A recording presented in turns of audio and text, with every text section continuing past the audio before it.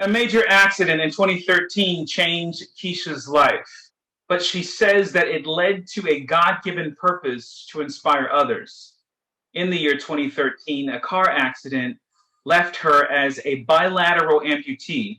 She lost both legs. But today, she is a life coach, the author of two books, and a real estate investor. And she spends most of her time inspiring others to hold on.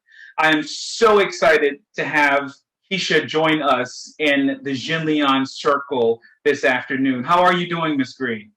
I am doing so amazing. Thank you guys so much for having me on today.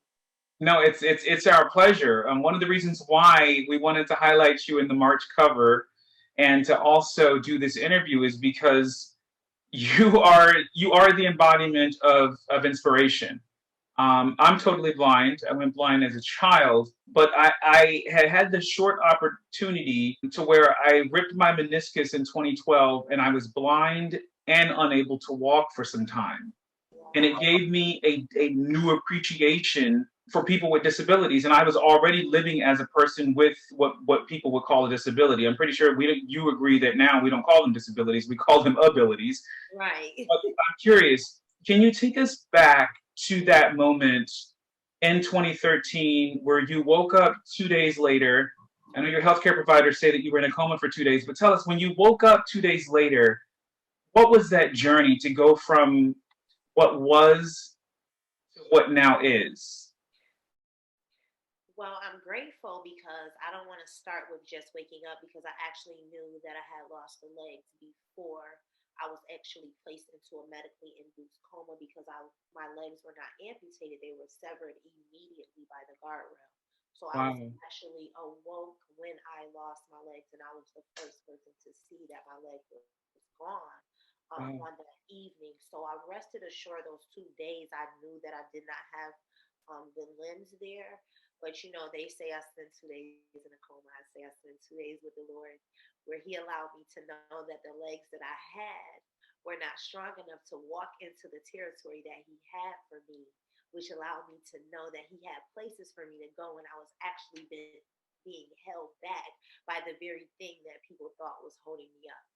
So, when I woke up, it was more of like it's time to go, because I had spent those 2 days already knowing that I did not have the legs, but God just reassured me that there was territory and a journey that came with this.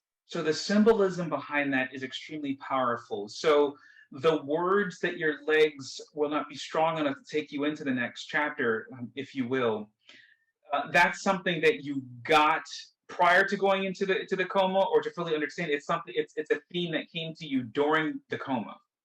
Oh, it's not a theme or a thing that came to me. It's actually a conversation that I had Ah, I with love it. the Holy Spirit. I don't like to misplace wording and or down play my father and his faithfulness. So I don't want to call Absolutely. it anything but exactly what it was. And it was an intimate 2 days that I spent with the Lord and Him letting me know that there was things for me to do. He said the legs that you had were not strong enough to walk into the territory that I have for you. So I Wow. knew that life was going to be greater. He said they weren't strong enough, which meant that they were weak. It's only one thing: it's weak or strong. So if He said they Absolutely. were There's not no in strong, between. that means that they were weak and they weren't able to carry me where it was that He had for me to go. I'm assuming that your faith was just as strong prior to this accident happening. I would say that I had strong faith, but I say now I have disrespectful faith. Before I had strong faith, but now I have disrespectful faith, meaning I know there's not anything, like literally I'm disrespectful with the power of what I know my father can do. So Yes. faith before, but I got disrespectful faith now to the point of where when it ain't working, I think I'm talking to the wrong person because I know what my father told me to do. So I might need to go talk to her over here because you ain't talking right. Yes, I love that. You know what I mean? That's an unyielding faith. But I love that phrase of disrespectful faith because it means I need to pivot. Thank you for the no, but I'm going to go where I know I can get a yes. I think that is extremely powerful. But one of the things you did is you've turned this. You said it's God given purpose, and you've turned it into activism and a way of giving back to others to encourage others to get to that same frame of mind. When did you have the confirmation or the conversation with God that that was the next piece of your journey? Well, the thing was, it was almost like, the way our Father works is He knows that we won't do things that just seem okay and seem like like it's not going to just be comfortable. So Yeah. sometimes He almost just have to force you and push you into that next place. So He kind of did that to me because 5 months after me coming home, I went on to the Steve Harvey show.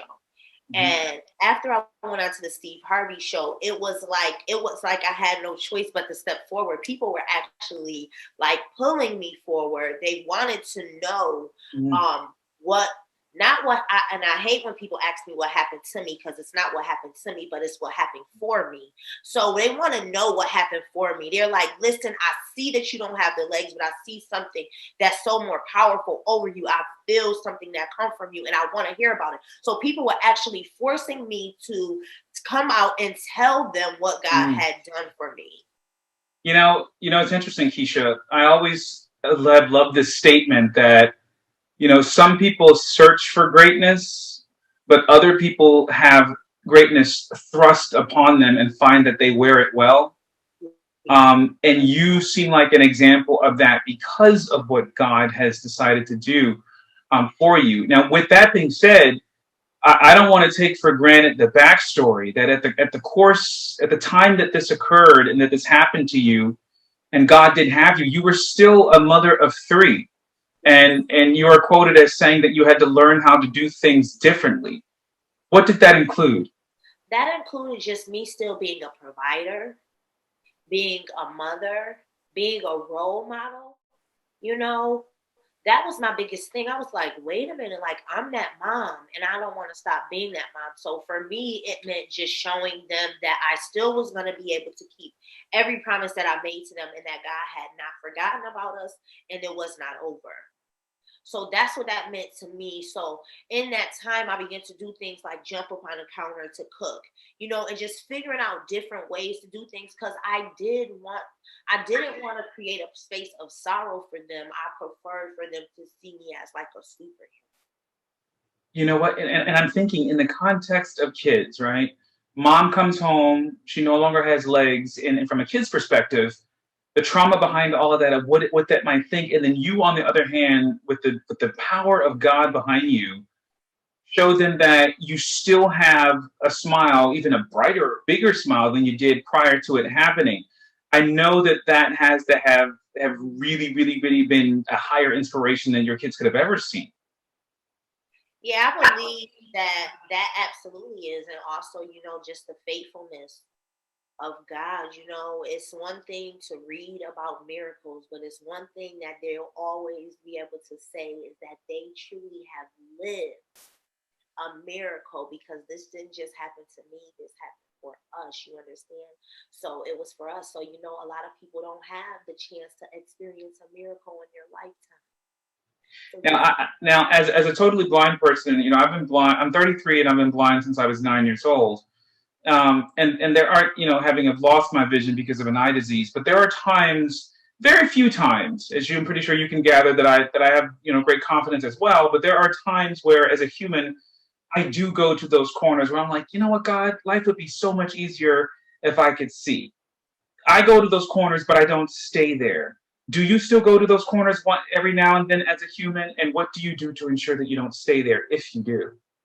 now, I've never been in that I knew you would say that. I I've knew you would never say that. That's powerful. corner. And that is the importance of my connecting with women because I need to be able to bring forth that level of empathy. So Mm, I live through their stories because I understand that what God did with me was miraculous and I don't want to water it down. So I yeah. know it comes in different forms for us to live this way. So I am connected to people Hmm. who do go to that space. So I do understand everyone is not me. But I Yeah. don't go to that space. I'll be like, listen, I'm red bottom bill free. I don't have to pay for no pedicure. I don't never gotta worry about a soul stepping on my toes. Oh So my God. I'm just grateful. I'm grateful. So no, I think I that you know what sticks out to me is that I feel like that you even make your disrespectful faith self-effacing. That anytime that might have bubbled up, you say, "Wait a minute, you know you're not talking straight." So listen.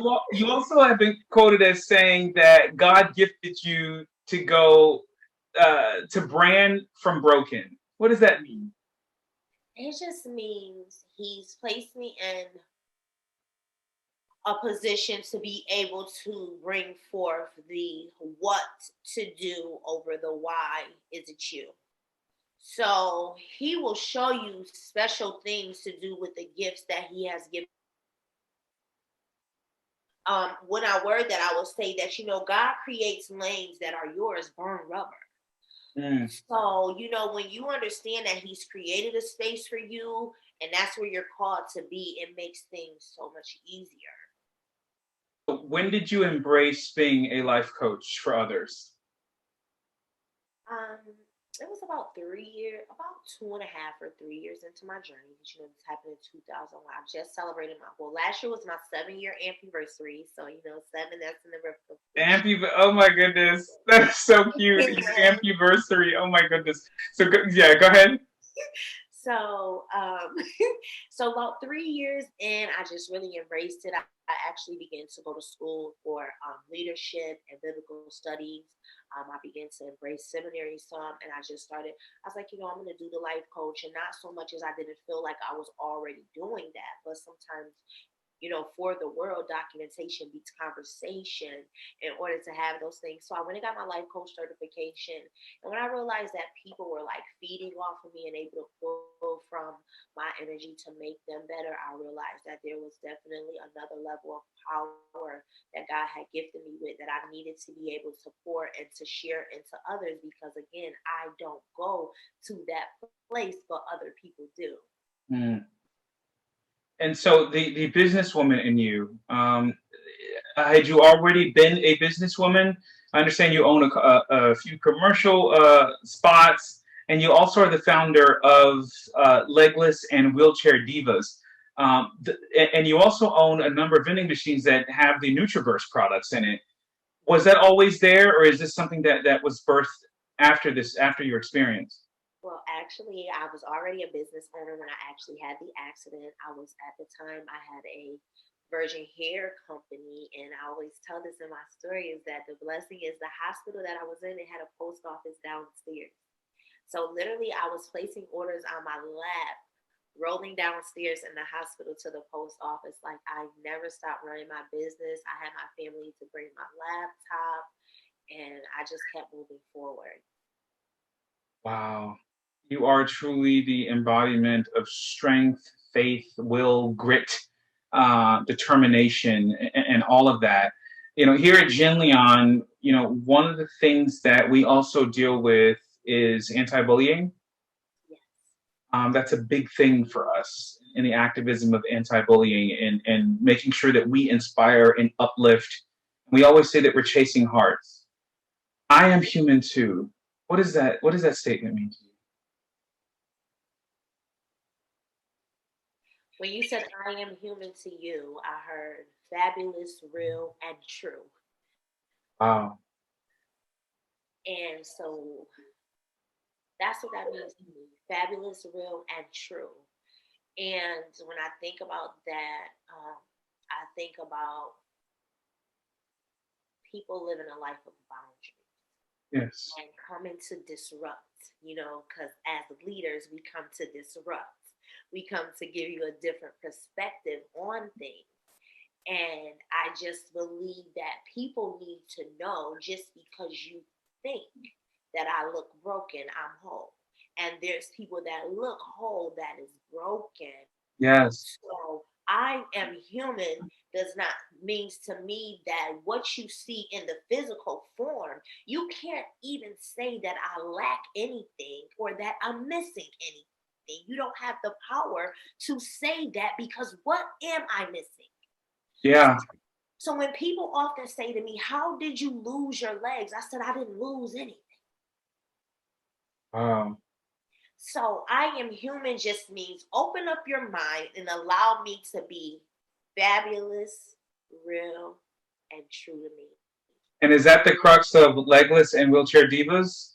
The crux of Legless and Wheelchair Divas is because I met so many amazing women as I began to life coach and just connect with other women, and none of them, all of them would say that they never known anyone like themselves. So what I seen fit was to be able to bring them together to be able to connect, so people really understand who they are. But I love Legless and Wheelchair Divas. But if you ask me, my greatest accomplishment from being able to place that together would be my Big Sister program, where I'm able to get young lady amputees, young girls, and match them up with a big sister with the exact same amputations as them in order to inspire them, give them strength and courage of what the future holds for them.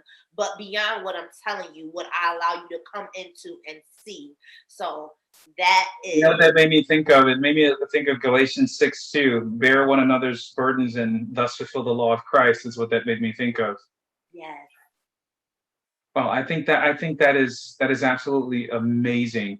If you could speak to anyone who is struggling with self-worth, whether it be bullying or whether it be their own disability. One of the things I think about is how when people ask me, well, how'd you go blind? Or why are what happened to you? And then they go, oh, I'm so sorry. I always say, oh, don't be sorry.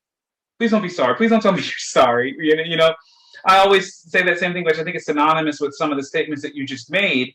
So, but if you could speak to anyone, and we know there are a lot out there who are struggling with self-worth, what are some words that Keisha Green could give them? I would say to trust your story, trust your path, embrace your uniqueness. And as we embrace our uniqueness and you fall in love with the care of yourself, just loving on yourself. I know at times as a flesh, we yearn for the love of others and that validation of others. But I would just encourage you to get to a place of relationship where you're able to speak affirmations and speak over yourself to be able to inspire and encourage. And just know that it's all working out for you. And also know that anyone that comes to attack you and come up against you, it's most likely that they're already in a place emotionally beneath you because they feel the need to seek a validation of who they are through bringing you down. So I want you to stay encouraged, stay uplifted, and know that this will all make sense late better by and by. And that's what we just talked about, being able to brand from a broken place, which really just means to be able to understand why you endured what you did. And I asked you what you would say to someone, but you literally just spoke directly to me. I was recently just diagnosed with a very rare cancer, and I had the rarest form of that rare cancer. And I've been dealing with trying to figure out what it is for 7 to 8 months. I don't fit the medical books. My immune system is strong, but if you look at the medical books and look at my immune system, it says that I shouldn't have this cancer. So it's so weird that they're sending my case to a special center in New York. But with that being said, What I heard, what I should have said, what I heard in my ear. mhm. All right, so God gives me this thing that He often allows me to say, and it means that I am an exclusive design. All right, because this is what He was telling me to say. I'm an exclusive design. And when you hear that, when you hear exclusive design, what do you think in your mind? You think about Mm, something designer, something you're going to pay a little bit extra for, something you're willing yes, to pay for, something that's limited. You understand? Something that yes. everybody cannot get, and we're willing to wait and pay extra for it. But when God allows us to be an exclusive design, we will not invest in ourselves. We will throw ourselves away. Oh my God, that really does speak to me. It speaks to me because 2021, a lot of things that I've always dreamed for are now on the horizon. And it's like these things are now on the horizon at 33 when I've been trying to do this dream forever. And then now it's all happening against the backdrop of cancer. But have you have you have literally inspired me more deeply than I have by anything else over the past 8 months. Wow. And I mean that wholeheartedly. God is so good. Um, yeah, so my goodness, I, Jenleeion doesn't know what on earth they did by setting this up. I'm inspired, and I have no doubt that everybody watching this interview is equally inspired. And I will say this: your faith is thick, your promise is strong. But what is your refuel? Is your faith your refuel? Because I know you give a lot of fuel to a lot of people. How do you refuel? Well, this is the thing. For me, I refuel through my faith. I have some people, I have some very strong coverings in my life. Even before I accepted what God was doing through me, I used to be like, why do I have so many like prophetess friends and pastors and people in ministry that just would cling to me and love on me? So I have so many people that I can go and I can talk to. And I thank God that He shows me when it's time for me to pull back and just allow Him to restore and replenish me. So literally, like I just came off, I just wasn't on Instagram for like over 2 weeks, and I just spent an intimate time, with God, because I understood that this next place where I'm going is going to require a different level of me, and it can get noisy on the way. So I need to create a space where I know that I'm hearing clear what it is that He wants me to do. So I'm refueled through that intimate time with Him. And, I'm very much so a woman of relationship over religion. So my Mm, intimate relationship with Him is so amazing. Like I could just be sitting here right here talking to you. I will just feel the Spirit fall fresh upon me, and I'll just be in full blown tears on here. You'll be looking like, what happened? Everybody will just be wondering, like, what happened? What took place? But that's the relationship. So, that's you that's know, the intimacy in the relationship, and that is yours, and I think that is beautiful. Well, God is definitely the author of my life, and it's always refreshing to find someone who is an example of authentic relationship with God as well. Even just to talk to you today, it's a gift from God. Because I let me tell you something. I've been asked a lot of times, how do I refuel? I've been asked by reporters, because I do motivational speeches, a bunch of other stuff, and I never had an answer for it, because I had to find ways to refuel. Keisha Green just joined that litany of things that will be my refuel, to be honest. oh, wow. Yeah, Listen, you are touching my heart. And I just keep hearing in my ear, too, that you should get excited. I don't know what's getting ready to happen for you, but you should really get excited, and don't be distracted. Don't be distracted by the miracle. So what's going on is going to be a miracle anyway. So don't be distracted by it, because there's some great things that's going to be taking place for you. So you got to get excited, stay strong, rest up, get in a place of rest so that you can have strength, because when things get ready to happen for you, I just hear in the next and 30. why that gives me chills is because for the first time in my life, whereas the cancer is not in any of my organs or anything, right? But for the first time in my life, literally for like 4 days straight, a couple weeks ago, I was sleeping 18 hours out of 24 hours. I was asleep for about 18 hours a day, and there was nothing emergent going on with my body at all. You need it. I, So, I just see a rocket ship. Like when this thing, I don't 30 to 60 days rocket ship. Like that rest you need it. wow. And I'm so excited that you're going to be gracing our cover. This is going to be everywhere, and honestly, Keisha, I'll make sure that there's contact information exchanged, via the magazine. I am the resident media correspondent that does all of the media interviews and what have you for the magazine and what have you. yeah, But at this point, we definitely need to be able to keep in cursory in touch, because you are a massive blessing, and I'm being selfish in the sense that, yeah, you're definitely going to be my refuel.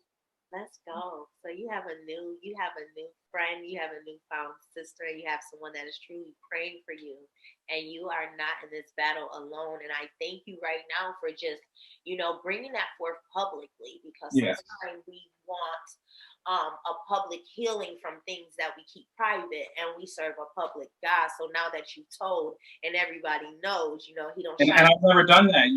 I've done dozens of interviews so far, and I've never done that. You, the spirit and the kindness and the grace that is you.